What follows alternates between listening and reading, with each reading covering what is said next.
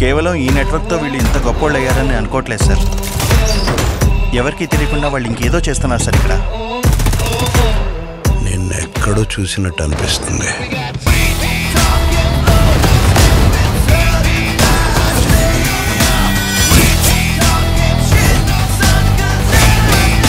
దేవా గురించి తెలిసి కూడా గేమ్స్ ఆడతావురా? నా బిడ్డ రాఘవ నలుగురిలో గౌరవంగా బ్రతుకుతున్నాడు. ఇప్పుడు ఈ విషయం నలుగురికి తెలిస్తే వాడేమైపోతాడు? వాడి పరువు ఏమైపోతుందమ్మా? అత్తయ్య, ఇప్పుడు మీరు ఆవేశపడిన ప్రయోజనం లేదు. తను ప్రేమించేసింది. ఆ అబ్బాయిని పెళ్లి చేసుకోవాలని కోరుకుంటుంది. దానికి మనం ఏం చేయాలో ఆలోచించాలి. కానీ తనని తిట్టడం వల్ల కొట్టడం వల్ల ఈ సమస్య పరిష్కారం అవ్వదు. నా మాట వినండి అత్తయ్య. ఏంటమ్మా ప్రేమ? ఏంటమ్మా? వాడెవరినో ప్రేమించే ముందు మా ప్రేమ గుర్తుకు రాలేదా?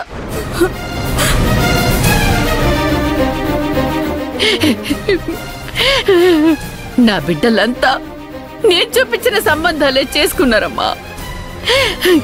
ఇలా మేమంటూ ఒక సంబంధం ఖాయం చేసిన తర్వాత వాళ్ళని ప్రేమించాం వీళ్ళని ప్రేమించామని ఎవరైనా అన్నారంటే?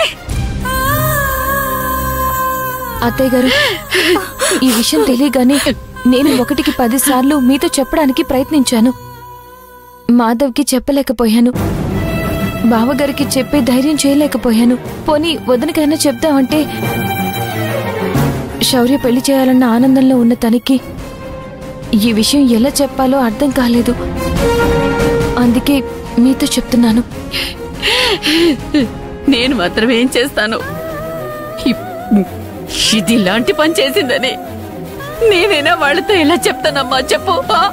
మనం కాదంటే తను ఏమైపోతుందో ఒక్కసారి అర్థం చేసుకోండి.